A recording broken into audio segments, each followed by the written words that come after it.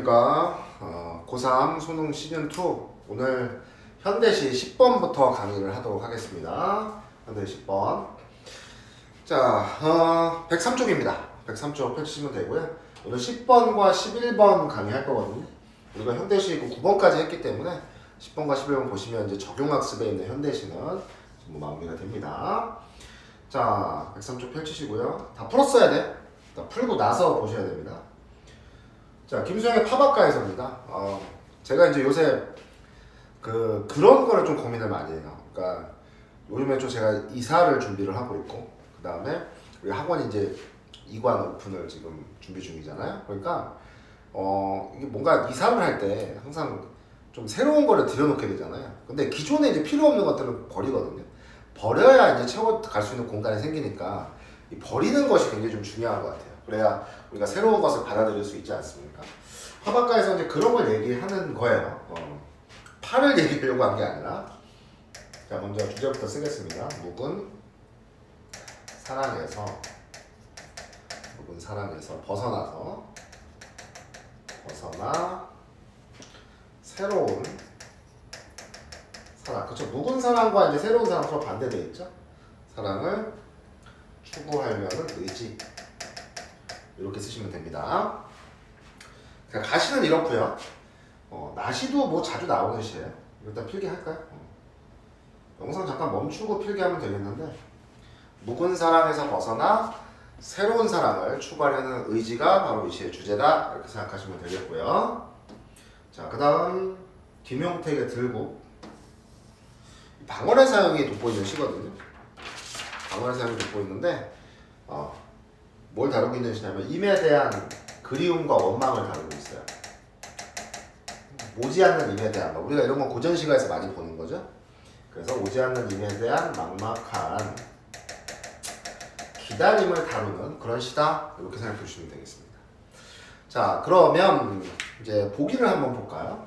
보기. 임에 대한 그리움, 막막한 기다림 이렇게 쓰시고 보기 한번 볼게요. 자, 둘 다 이제 사랑을 소재로 하고 있다는 거죠. 근데 가해화자는 자신의 현실에 대한 성찰을 통해 사랑의 대상이나 대상에 대한 변화하는 상황.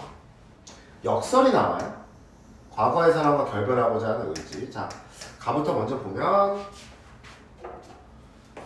가해화자는 현실에 대한 성찰이 있어.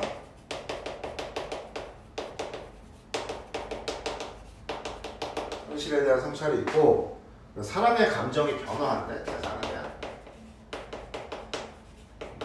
두 번째는 역설적 의식이 있다는 거죠. 역설을 통해서 과거의 사랑, 이게 사랑의 변화일 거예요. 과거의 사랑과 결별하는 그런 의지적 의지. 파의 속성, 항상 어떤 우리가 자연물이라든지 어떤 대상이 사물일 경우에는 이 시에서는 그것이 가진 속성이 중요합니다. 속성. 우리가 이제 뒤에 현대 11번에서도 그런 얘기를 할 건데, 그 파가 가진 속성은 뭐예요? 겉에는 이렇게 좀 말라 비틀어지고 막 이렇게 생긴 이파리지만 이렇게 벗기면 푸른 속살이 나오죠. 그런 속성을 이용을 한 겁니다. 우리가 파는 이렇게 안쪽 부분만 먹잖아요. 자, 그럼 시를 볼게요. 자, 삶은 계란의 껍질이 벗겨지듯, 비유하는 거죠. 껍질이 벗겨지듯 묵은 사랑이 벗겨지는 거야. 파가 그렇죠. 묵은 게 벗겨지는 거예요. 벗겨질 때, 자, 붉은 파밭에 푸른 새싹을 봐라. 자, 붉은 파밭에 푸른 새, 색채가 대비돼 있어. 자, 이렇게 색채 대비 파란색으로 먼저 쓸게요. 이거는 전체적으로 대비된 요소가 크거든요. 그래서 묵은 사랑과도 대비가 되는 거죠. 그다음 붉은 파밭에 푸른 새싹이 있어요. 그러니까 묵은 사랑은 역시 이거와 또 반대되는 겁니다. 푸른 새싹. 이걸 보아라 이렇게 얘기하는 거거든. 그러니까 묵은 사랑은 말 그대로 묵은 사랑이면서 뭔가 낡은 가치를 얘기하는 거고요. 푸른 새싹은 말 그대로 새로운 사랑이나 새로운 가치를 얘기하는 거야. 그러니까 이것은 멀리하려 하는 거죠. 낡은 가치는 버려야 되죠, 우리가. 그 다음에 우리 푸른 새싹을 봐야 됩니다. 새로운 사랑이나 새로운 가치를 추구해야 된다는 거. 그래서 여기서부터 역설이죠. 얻는다는 것은 곧 잃는 것이다. 역설이 여기 나오네요. 보기에 있었던. 그러니까 얻는 거야. 푸른색 쌍은 얻어야 되고 이 묵은 사랑은 벗겨내야 되는 거죠. 붉은 파의 어떤 붉은 색깔, 낡은 가치예요. 그래서 이제 붉은 파밭과 묵은 사랑은 같은 것이다. 거기서 우리가 그걸 벗겨내고 푸른 그 파를 봐야 되는 거죠. 푸른 새싹. 그래서 얻는다는 것이 얻는다는 것은 이뤄야 됩니다. 그러니까 새로운 것을 얻으려면 어떻게 해야 된다고요? 낡은 것을 버려야 된다는 얘기입니다. 새로운 것을 얻으려면 낡은 것을 버려야 된다 이런 얘기예요. 자, 그렇게 정리하시면 되겠고요. 자, 그 다음에 먼지 않은 석경 너머. 이것도 뭔가 고루한 거죠. 낡은 겁니다, 낡은 거. 고루하고 낡은 거. 먼지 않은 석경도 고루하고 낡은 것이야. 너의 그림자가 또 반복이 되어 있어요. 반복이 굉장히 많죠.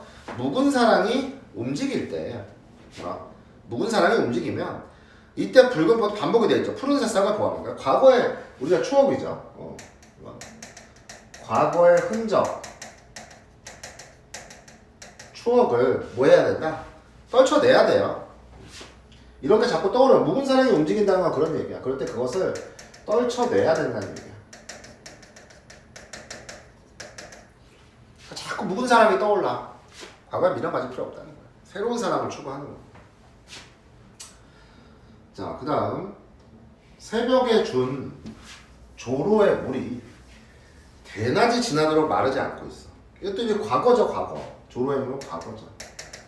그러면 마르지 않고 젖어 있다는 건 아직 과거에서 벗어나지 못한 거야. 과거의 흔적에서 벗어나지 못하는 거야. 그래서 묵은 사랑의 뉘우치 아까 여기 앉아 성찰. 뉘우치고 있자 성찰. 내가 성찰하는 가운데 아직도 젖어 있다는 얘기는 벗어나지 못했다는 얘기입니다. 타성에 젖어 있어. 그러니까 떨쳐버리지 못하는 거야. 그럴 때 새로운 걸 추구하라. 푸른 새싹을 봐라. 얻는다는 것은 잃는 것이다. 그러니까 과거의 어떤 미련, 또 추억 이런 걸 가질 필요 없다는 겁니다. 낡은 가치를 추구할 필요가 없다는 거예요. 거기에 타성에 젖어 있거나 이럴 필요가 없다는 얘기입니다. 그럴 때 우리는 새로운 사람, 새로운 가치를 추구해야 된다는 걸 계속 반복을 하고 있어요. 자, 김소영 파박가에서 봤습니다. 파의 속성을 이용한 거죠. 그래서 전체적으로 이제 대조가 돼 있죠. 묵은 것. 그러니까 여기서 뭔가 묵은 것은 삶은 계란도 묵은 거죠. 삶은 계란의 껍질이 벗겨지는 거야. 그러니까 삶은 계란도 뭔가 경직된 거예요. 이것도 쓰자. 삶은 계란도 뭔가 경직되어 있는 거야. 우리가 고인물이라고 하잖아요. 빨리 떨쳐내야 된다는 거예요. 삶은 계란, 묵은 사랑, 붉은 파밭, 또 먼지 앉은 석경, 또 묵은 사랑, 또 여기 조로의 물 이런 거. 이런 것들은 다 뭡니까? 낡고 버려야 되는 겁니다. 그럴 때 우리는 푸른 새싹, 새로운 걸 추구해야 된다 이렇게 돼 있어요. 그래서 전체적으로는 대조와 반복으로 이루어져 있습니다. 그래서 요 부분이 계속 반복이 돼 있죠.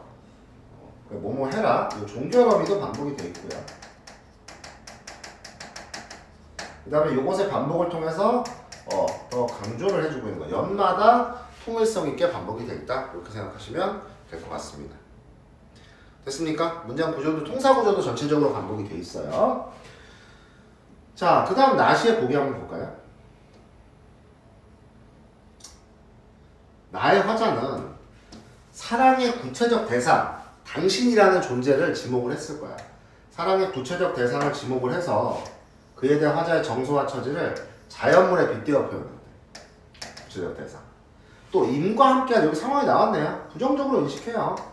그래서 임에 대한 그리움의 정서를 드러내고 있다. 그러니까 나시는 사랑의 구체적 대상을 지목한 거야. 누구다? 라고 지목을 해준 거죠. 그래서 자신의 처지를 어디에 빗댔다? 자연물에 빗댄 거야. 그러니까 자연물 얘기가 많이 나올 거야. 그럼 외로운 처지가 뭐 나오겠죠. 임의 부재 속에서. 그래서 임에 대한 그리움이 나와 있다라고 하는 거. 너무 뻔한 스토리겠죠.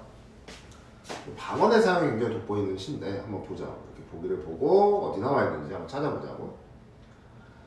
자, 여기 이제 보면 이 먼저 표현 기법을 간단하게 써보면 뭐 한다요? 이렇게 좀 아이고 방언이 이렇게 반복이 돼 있어요. 종결어미 방언 즉 종결어미 이것들이 좀 반복이 돼 있다. 만약에 표현상의 특징이 나오면 둘 다 공통점을 물어보는 거라면 이제 반복에 대해서 물어볼 수 있다라는 얘기입니다. 자, 가을입니다. 산마다 단풍만 저리 고우면 뭐 한다요? 소용이 없다는 거예요. 그러니까 아름다운 자연이 있습니다. 아름다운 가을의 풍경, 또 그런 자연이 있어요. 뭐 한다요? 근데 뭐 한다요? 라는 건 뭐야? 소용이 없다는 얘기야. 우리는 짐작할 수 있죠. 보기에서 뭐라 그랬어? 임과 이별했으니까. 저렇게 아름다운 자연이 있어도 내 처지와는 반대된 거야. 그러니까 화자의 처지와 반대되어 있을 거야. 자, 이렇게 정리하시면 될 거고요. 좀 객관적 상관문이겠죠. 뭐 한다요? 한 번 더 반복해주고 있습니다. 산 아래 물빛만 저리 고우면 다 똑같은 얘기입니다. 단풍만 저리 곱다, 물빛만 저리 고우면 뭐하냐. 산 너머 저 산 너머로 산 그늘이 도망가 불다는 얘기는 시간의 경과를 나타내고 있습니다. 산 그늘이 도망가 버렸다는 건 이제 뭐야? 저녁 무렵이라는 얘기예요. 그럼 이제 산 아래 집 뒤안에 하얀 억새꽃 색채어가 나와 있죠? 색채어. 표기법 바로 쓰지 뭐. 이걸 통해서 이제 시각적 이미지를 전달해주고 있는 거죠. 하얀 억새꽃 하얀 손짓도 당신 안 오는데 뭔 헛짓이다요.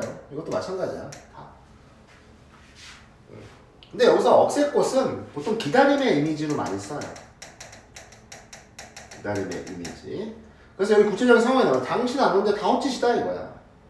그래서 지금 임의 어떤 부재인 거죠. 그래서 이렇게 아름다운 자연, 또 내가 기다리는 것도 결과적으로 당신이 오지 않는데 뭐 헛짓이니까 그리움과 원망이 같이 녹아있는 겁니다. 그리움과 원망. 알겠죠? 저런 것들이 다 뭔 소용이다요. 그러고 있어. 또 반복이 되어 있습니다. 이게 일종의 연세법을 쓰고 있어요. 이렇게 끝말잇기. 뭐 이걸 그러니까 강조를 해주고 있는 거예요. 이게 지금 아이고 왜 안 바뀌냐? 요렇게 좀 이렇게 끝말잇기를 해주는 거 우리가 일종의 연세법을 쓰면서 아무리 아름다운 자연 아무리 멋있고 내가 기다린다고 하더라도 당신이 없는 것에는 소용이 없다. 이런 식으로 표현을 해주고 있는 겁니다. 자, 어두운 산머리 초생딸만 그대 얼굴같이 걸리면 뭐한나요? 초생딸만. 그러니까 이게 임의 이미지죠. 그리운 임의 이미지.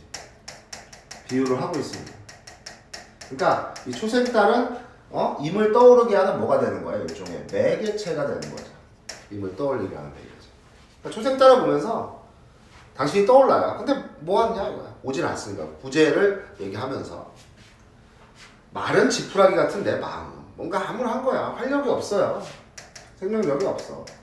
허연 서리만 끼어가 서름을 드러낸 겁니다. 허연 서리만 끼어가고 비유를 한 거야. 서름이나 암울한 마음이 든다는 거죠. 암울한 마음이 든다는 거야.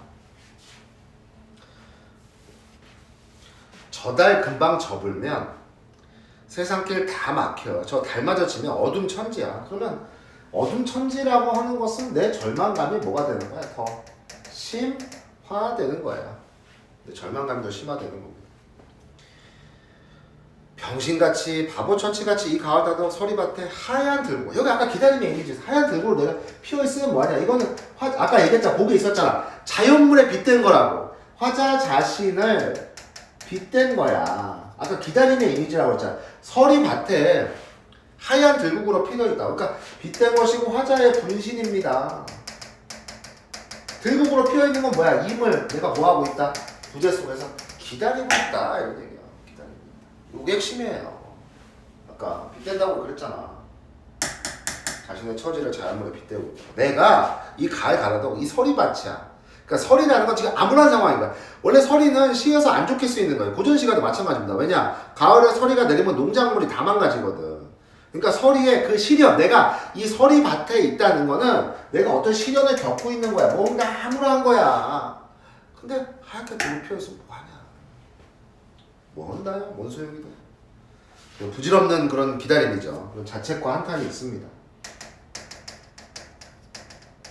없는 기다림에 대한 그런 자책과 한탄이 있어요. 그러면서 임에 대한 모두 있어 그리움과 원망의 감정도 같이 복합적으로 들어가 있다는 거. 뭔 소용이다요? 하고 얘기하는 거.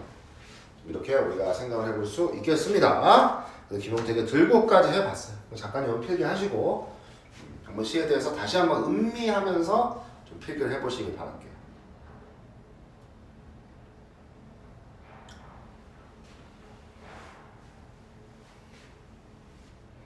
자, 됐습니까? 오케이. 자, 그러면 필기 다 했다고 치고 문제 한번 간단하게 답만 확인해 볼게요. 자, 변상의 특징 역시 묻고 있죠? 자, 정답은 적절하지 않은 거예요. 부조리한 현실풍은 뭐 헛소리죠. 뭐 선제 너무 쉬워요. 자, 2번 넘어갈게요. 기억과 니은에 대한 이해. 기억은 뭡니까? 푸른 새싹, 화자가 추구하는 거네요. 새로운 사람, 하얀 들고 본인 자신의 모습이죠. 정답은 뭐 4번인 거 그럼 확인할 수 있겠습니다. 자, 다음 3번 A부터 E 문맥을 같이 보시면 되죠. 정답은 4번이죠. 바싹 말라있다는 게 내가 지금 활력이 없다는 얘기지 임에 대한 사랑이 감정이 사라진 게 아니죠. 말도 안 되는 얘기입니다. 3번 이렇게 확인하시면 되고 4번 볼게요. 자, 4번을 보시면 4번의 정답은 3번이죠. 그래서 산마다 담고 하얀 어색꽃 자연물이지만 단절되어 있는 임을 떠올리게 한다. 아니죠. 오히려 본인 기다리는 거죠. 틀렸어요. 임이 아닙니다. 자, 정답 그래서 3번이라는 거 확인하실 수 있겠습니다. 자, 현대 11 넘어갑시다. 현대 11 벌써 마지막이에요. 장난 아니죠. 벌써 적용학습 25% 끝났습니다. 자, 문정희의 흙 자주 EBS에 실리는 작품이에요. 이 작품은 우리가 흙이라는 건 사실 생명력의 원천이죠. 그걸 생각하면 이 시를 좀 쉽게 볼 수 있고 우리가 생명을 잉태하고 있다는 건 또 어머니의 모습과 같은 거예요. 그러니까 이 흙이 지닌 모성성을 얘기하는 겁니다. 생명을 잉태하고 있다는 점에서 흙이 지닌 모성에 대한 예찬이에요. 그러니까 생명을 잉태하고 있고 생명의 근원이 된다는 게 바로 어머니의 모습이고 또 이 자연 속에선 흙이기도 하죠. 같습니다. 그래서 문정희 흙은 이제 그런 시다라고 생각하시면 되겠고 복효문의 느티나무 이거 우리가 나무 얘기가 참 많네요. 이번에 소르트강의 자연물 나무 얘기 참 많아요. 그렇죠? 나무 뭐 자연물 이런 게 참 많은 것 같아요. 그렇죠? 그래서 항상 자연물의 속성을 이루어가는 거죠. 그거를 우리 삶과 연결짓는 경우 우리가 고전시가 유교적 관념을 다룬 시에서부터 이미 많이 봤습니다. 우리 삶과 연결짓는 건데 느티나무의 속성이겠죠. 뭐. 느티나무의 속성 느티나무를 통한 어떤 삶의 깨달음을 이야기하고 있는 그런 작품이다. 이렇게 생각하시면 됩니다. 됐습니까? 자, 그럼 그렇게 봤고요. 볼게요, 그러면. 보기 한번 보죠. 보기를 안 봤네. 보기 한번 읽어볼게요, 이번에. 4번 보기 보겠습니다. 자연은 그죠? 생명체의 생성의 근원이야. 또 삶의 근원이에요. 자연은 모성성을 지니는 존재입니다. 자기 희생이 있어요. 헌신을 합니다. 그러니까 따뜻함의 가치를 또 이렇게 배웁니다. 그러니까 자연은 생명의 근원이면서 그죠? 또 뭐야? 모성성을 지닌 존재야. 모성성. 뭐 당연하잖아요. 모성성을 지닌. 그러면 자기를 뭐한다? 희생하기도 한다. 또 포용과 배려, 따뜻함의 가치를 포용과 배려, 따뜻함의 가치를 우리가 자연으로부터 배운다 이렇게 생각하시면 되겠습니다. 자, 그러면 가시부터 보겠습니다. 흙. 자, 흙이 가진 것 중에 제일 부러운 것은 그의 이름이다. 벌써 흙을 긍정적으로 인식하고 예찬하고 있어요. 제일 부러운 것이라고 했기 때문에 긍정적으로 인식하고 예찬하고 있습니다. 흙에 대해. 제일 부러운 것은 그의 이름이래. 흙 하고 그를 불러보라. 눈물 냄새 나죠. 그러니까 우리가 흙 아 울고 싶어 흙 막 이렇게 하잖아. 그래서 울음소리가 연상이 돼요. 음성상징어처럼 울음소리가 연상이 됩니다. 그래서 눈물 냄새가 심장적 깊으면 눈물 냄새가 차오르고 이내 눈이 젖어와요. 그래서 뭔가 아픔이나 희생을 떠올릴 수 있죠. 모성성을 가진 존재는 그렇잖아. 자기가 아프고 또 희생을 해서 뭔가 그 생명을 낳잖아. 어머니의 존재가 그런 존재잖아요. 여러분 정말 굉장히 힘들게 고생해서 여러분들 낳으신 거잖아요. 그리고 가족들을 위해서도 희생하시고, 그러니까 벌써 부모님의 그런 사랑을 생각하면 눈물이 차오르죠. 흙이라는 것도 같은 존재라는 겁니다. 흙이 어머니와 같은 거죠. 그래서 나와있어 흙이 속성 대놓고 얘기합니다. 단정적으로 이연에서는 흙은 생명의 태반이며 또 귀처인 것을 나는 모른다. 얘기하고서 왜 몰라요? 단어적이라는 얘기입니다. 그래서 흙은 생명의 근원이에요. 그래서 이 흙과 이 어머니 같은 존재다. 모성적인 존재다. 귀처라는 건 돌아와 몸을 의지하는 거. 그러니까 흙은 생명의 근원이면서 우리가 또 뭐 한다는 거야? 거기에 돌아가서 의지한다는 거야. 우리가 어머니들 의지하잖아요. 그리고 모든 자연물은 다 흙에 의지하고 있죠. 흙에서 태어나서 자라는 것도 흙에 의지하고 있습니다. 그게 귀처라는 얘기예요. 그렇죠? 나는 모른다. 일종의 좀 반어적인 표현이라고 볼 수도 있겠습니다. 그러니까 뭐 반어적이라고 볼 수도 있고, 또 어떤 면에서 학교 수업을 좀 들으셔야 될 건데, 이 부분은 반어적이라고 볼 수도 있고, 아직 그 무한한 사랑, 무한한 모성성에서 다는 모른다, 이렇게 해석을 할 수도 있을 것 같아요. 다만 도공, 도자기 만드는 사람입니다. 도공은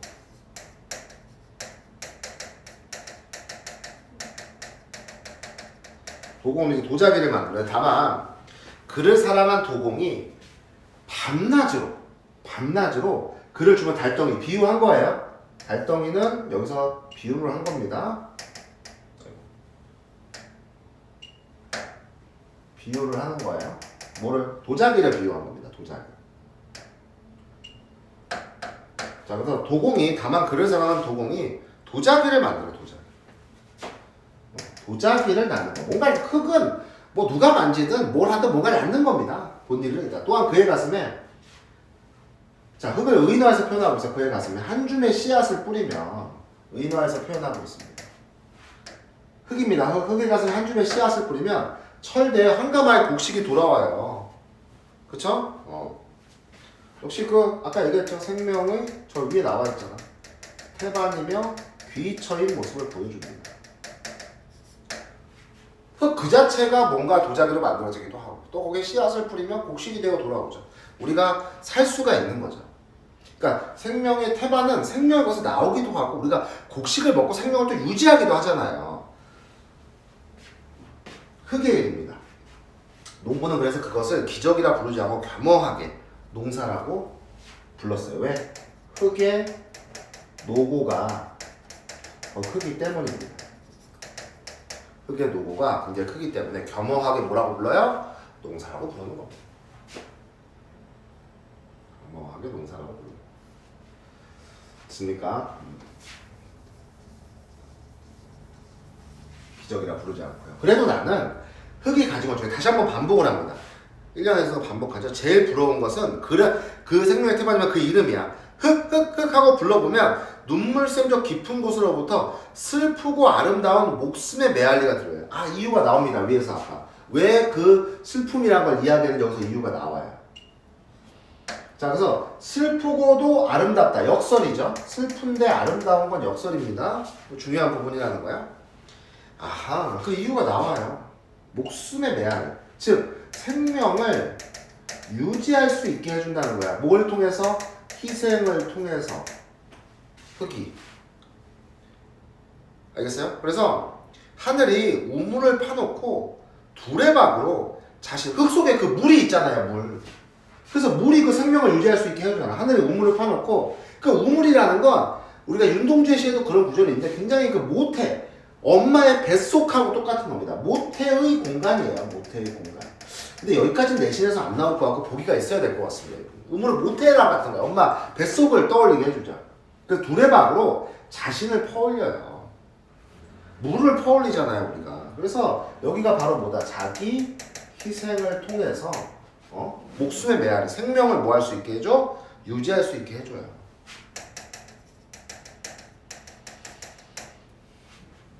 알겠습니까? 그 흙에서 물이 나오고 우리 그걸 퍼올리잖아요, 그렇죠? 그래서 물의 생명을 유지할 수 있게. 보면 항상 그 어머니의 모습, 흙, 항상 그 희생을 하는 존재, 또 생명의 근원이 되는 것이다. 자, 우리가 살펴봤습니다. 문정의 흙. 자, 그 다음 이제 우리가 대상은 느티나무예요. 느티나무의 속성을 보자. 이거 비슷한 시가 있어요. 우리 그 어디서 했죠? 그 이종록의 시가 있었는데 현대시 5번이었나요? 현대시 5번에서 이종록의 그 희망의 거처라는 시가 있어요. 굉장히 비슷한 느낌이 있습니다. 두 개를 묶을 수도 있을 것 같고 이종록의 희망의 거처 비슷합니다. 자, 색채가 나오네요. 푸른 수액을 빨며 매미 오른꽃 피우는 한나치며 벌써 이제 공감각적인 이미지가 있어요. 아, 참 여기 쏘리 이거 정리해보자. 표현상의 특징 정리 안 한 것들이 있죠? 일단은 이 시도 반복이 맞아요. 제일 부러운 것은 그의 이름이다. 여기 뒤에도 반복이 됩니다. 흙을 예찬하기 위한 거죠.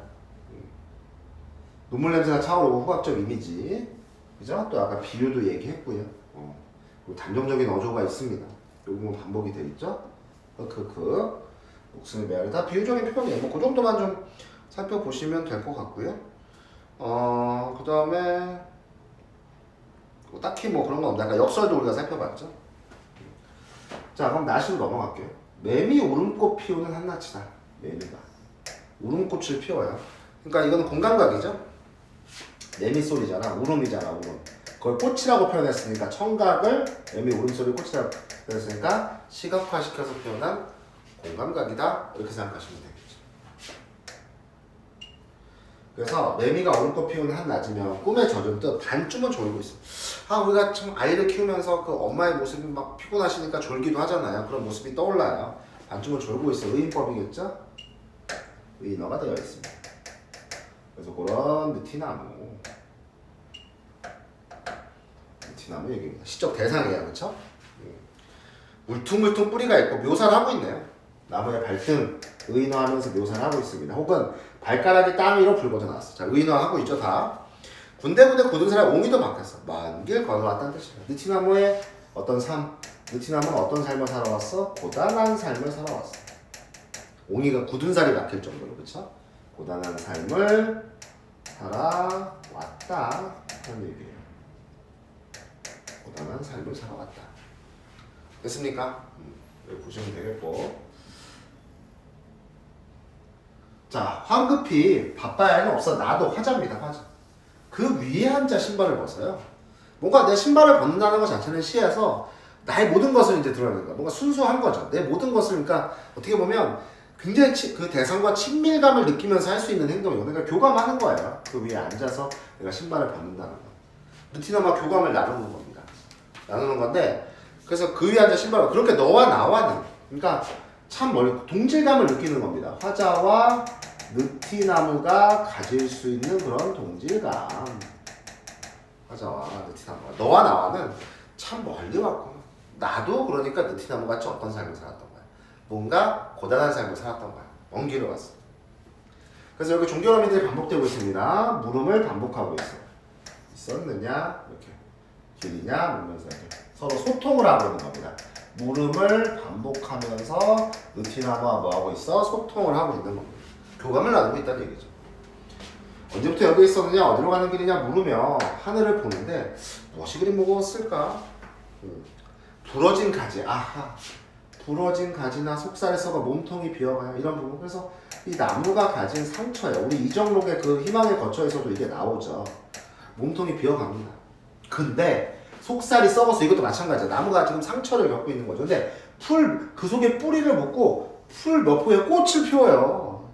나무가 희생한 거죠. 아까 모성성은 자기 희생이라고 했잖아. 그게 그러니까 그 상처가 뭐가 되는 거야? 다른 생명의 근원이 돼요. 상처가 우리 이거 그 이정록의 시에도 있었어요. 다른 생명의 근원이 돼. 자기 희생이죠. 알겠습니까? 꽃을 피워서 잠시 느티나무에 내생 안쪽에서 살아가는 거야. 안쪽에서 살아가는 그런 어떤 생명의 순환이죠. 돌아보면 삶이라는 것도 그렇죠. 이거 그러니까 삶과 연결 짓는 거야. 지금 우리의 삶. 아까 삶과 연결을 짓는다는 것 자체가 뭔가 모르는 걸 알잖아. 깨달음이 있다는 거야. 아까 얘기했잖아. 고조시각하고 비슷하다고 그런 식으로 삶과 연결을 줘요. 여기서 자궁 그 어머니의 모성성이죠. 삶은 상처고 구멍인데 그 무엇의 자궁일지 알겠는가? 그 우리가 삶의 상처 그것이 뭐란 얘기 하나의 생명의 잉태이고 근원일 수 있다는 거야. 다시 발판이 될 수 있다는 거야. 그래서 삶의 상처가 그게 항상 삶의 반대로 근원이 될 수 있다는 거죠. 그러니 섣불리 치유를 꿈꾸거나 덮으려 하지 않아도 좋겠다고. 그러니까 이런 인식의 어떤 전환과 깨달음이 있는 거예요. 그러니까 상처를 우리가 역설적으로 어떻게 긍정적으로 인식할 수 있다. 하나의 생명의 근원이 될 수 있고 또 다른 삶의 근원이 될 수 있기 때문에 자궁과 같은 거죠. 그걸 깨달은 거예요. 자, 이제 연을 하나 바꿨어요. 대상이 바뀝니다. 이제 모기 한 마리가 나와요. 다른 대상으로 바뀌었습니다. 시선이. 대상이 나옵니다. 이렇게 모기 하나. 내 발등에 앉아 배에 피 꽂혀. 미화에서 표현한 거죠. 모기가 피를 빨아먹는 건데 이건 긍정적으로 인식하는 거예요. 벌써. 내 발등에 앉아서. 잡지 않는 거예요. 잡지 않습니다. 왜? 그 피가 모기한테는 생명의 근원이, 나는 상처를 입겠지만 모기한테는 생명의 근원이. 근데 내가 말라리아 같은 거 걸리면 어떻게 해요? 너무 낭만을 깬 건가? 잡지 않아요. 느티나무의 배려를 흉내내는 거죠. 그래서 내가 그것을 위안을 받습니다. 내가 남는 길이 조금은 덜 외로우리라. 내가 생명의 근원이 됐으니까 다시 발끈입니다. 그래서 내가 모기를 배려해 준 거죠. 내 상처가 모기한테는 삶의 근원이 될 테니까. 느티나무가 똑같이 그렇게 했습니다. 깨달음이 돼요. 상처에 대한 좀 인식, 그걸 해야 될 것 같다라는 생각입니다. 자, 그래요. 이제 그렇게 좀 보면 되고, 다 현재형 시제로 또 돼 있고요. 뭐 울퉁불퉁 이런 건 음성상징어도 있네요. 여기 보면. 그러니까 문장 구조 뒤에 또 반복이 있으니까 여기 울퉁불퉁 뿌리 이런 거. 그렇죠? 항상 표현상의 특징은 그때그때 찾으시면서 실력을 키우고 문제 풀 때 잘 보시면 되죠. 자, 그러면 문제 한번 볼게요. 문제 한번 보면, 자, 1번 종합적 이해 문제, 5번이죠. 대상에 대한 관찰. 나는 방금 했잖아요. 느티나무. 그리고 가는 흙이죠. 속성이나 성질을 가지고 우리가 삶과 연결지어서 모성성이라든가 자기 희생 또는 어떤 타인에 대한 배려 이런 것들을 좀 봤습니다. 그래서 5번이 답이고, 2번 A와 B를 비교를 하래요. 자, A와 B를 보면 A는 먼 길 걸어왔다는 뜻이니라. 또 그 다음에 B죠 그거는. 그 다음에 A는 불러보라 이렇게 얘기하고 있어. 그지? 5번이네. 그냥 B는 추측의 의미가 있죠. 먼 길 걷더라는 뜻이니라 하는 건 추측이잖아요. 그렇죠? 나머지는 뭐 너무 쉬워서 사실 선지 넘어가셔도 되고. 문제는 다 쉽습니다. 자, 그 다음에 그러니까 이 수능 특강 풀 때 좀 조심하셔야 되는 게, 이 수능 특강에 있는 문제 잘 푼다고 모의고사나 수능에 있는 걸 잘 푸는 게 아니에요. 내신도 마찬가지입니다. 문제가 가장 기초적인 유형 또 선지가 그렇게 복잡하지 않게 돼 있어서 작품 위주로 우리가 좀 보는 거예요. 자, 3번에 정답 4번이죠. 지금 리얼은 껍질 안쪽으로 속살이 썩는 거잖아. 나무가 겪는 상처죠. 화자의 내적 의지가 아니고. 그렇습니다. 보시면 되겠고, 그 다음에 4번의 정답은 5번이죠. 그래서 철대에 한가하게 곡시도라는 씨앗. 씨앗 자체가 모성적이 아니라 흙이 모성적 존재죠. 씨앗이 왜 모성적 존재입니까? 흙이 모성적 존재지. 씨앗은 모성적 존재가 아니죠. 그래서 가부터 벌써 틀렸다. 그래서 가를 읽고 만약에 끊었으면 정답이 바로 나오지 않았을까 하는 생각입니다. 자, 이렇게 해서 현대시 01부터 11까지 전부 마무리를 했고, 우리가 1부터 9까지는 현장 수업에서 마무리를 했고, 10과 11은 지금 이렇게 영상 형태로 마무리를 했습니다. 그래서 이 부분은 패턴 강의를 할 때 또는 학교 시험 범위에 이 현대시가 들어가게 되면 다시 한번 재편집해서 제공을 할 테니까 여러분들 복습을 하시고, 또 필요한 것들은 그때그때 내가 모르는 시가 있으면 좀 공부를 하셨으면 좋겠어요. 특히 현대시 06이 좀 제일 어려웠던 것 같습니다. 06 부분은 먼저 복습을 하시는 것이 좋겠다 이렇게 생각을 합니다. 자, 지금까지 그래서 현대시 10번, 11번 강의를 마치도록 하겠습니다.